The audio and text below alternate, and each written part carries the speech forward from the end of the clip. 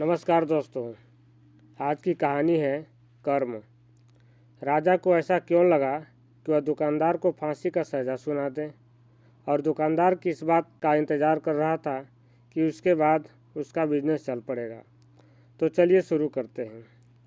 एक बार गौतम बुद्ध से उनके एक शिष्य ने पूछा, गुरुजी, कृपया हमें बताएं कि कर्म क्या है। गौतम बुद्ध ने अपने शिष्य से कहा कि कर्म को समझने के लिए मैं तुम्हें एक कहानी सुनाता हूँ। इस कहानी से तुम समझ जाओगे कि कर्म क्या है। बुलंद शहर का राजा घोड़े पर बैठकर अपने राज्य का भ्रमण कर रहा था। चारों तरफ भ्रमण करने के बाद वह एक दुकान के सामने आकर रुक गया। रुकने के बाद राजा ने अपने मंत्री से कहा कि मंत्री जी, मालूम नहीं क्यों, लेकिन लगता है कि इस दुकानदार के लिए कल ही फांसी का सज़ा सुना दें, इसे मृत्यु दंड दे दूं। मंत्री राजा से इसका कारण पूछ पाते, इससे पहले राजा आगे बढ़ गए। मंत्री ने इस बात का कारण पता करने के लिए अगली सुबह भेष बदली और आम जनता का रूप लेकर दुकानदार के पास जा पहुंचे। दुकानदार चंदन की लकड़ी बेचने का काम करता था। मंत्री ने दुकानदार से पूछा कि उसका काम कैसे चल रहा है। तब दुकानदार ने बताया कि उसका बहुत बुरा हाल है। लोग उसके दुकान पर आते हैं, चंदन को सूंघकर उसकी प्रशंसा करते हैं, लेकिन खरीदता कोई नहीं है।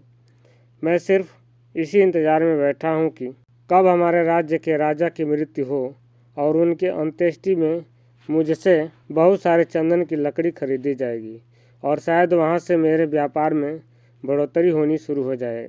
मंत्री को सारी बात समझ आ गई कि यही वह नकारात्मक विचार है जिसने राजा के मन को भी नकारात्मक किया।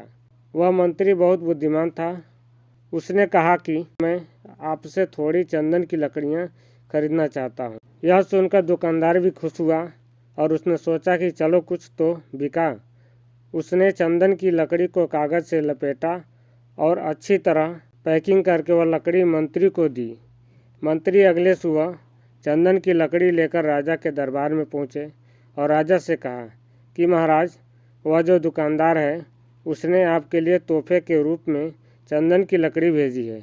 यह सुनते ही राजा बहुत खुश हुए और मन ही मन सोचने लगे कि मैं बेकार में उस दुकानदार के बारे में गलत बातें सोचा करता था। उसने चंदन की लकड़ी को हाथ में लिया। उसमें बहुत ही अच्छी सुगंध आ रही थी। राजा इससे बहुत ही खुश हुए और उसने दुकानदार के मंत्री के हाथों सोने के सिक्के भिजवाए। उसी आम जनता का रूप लेकर मंत्री अगले दिन सोने के सिक्के के साथ दुकानदार के पास पहुंचा। दुकानदार बहुत खुश हुआ और उसमें सोचा कि मैं राजा के लिए कितनी गलत बातें सोचा करता था।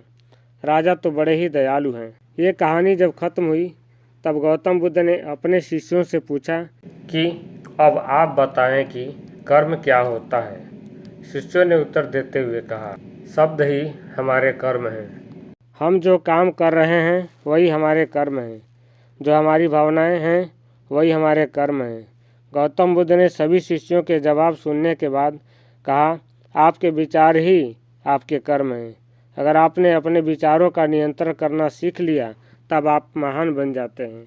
जब आप अच्छा सोचते हैं तब आपके साथ अच्छा होता भी है। आपके विचार ही आपको अच्छा या बुरा बनाते हैं। तो दोस्तों, ये कहानी कैसी लगी कमेंट करके बताएं और वीडियो को लाइक का बटन दबाकर और चैनल पर नए हैं तो चैनल को सब्सक्राइब भी कर लें। पूरा वीडियो देखने के लिए आपको बहुत बहुत धन्यवाद।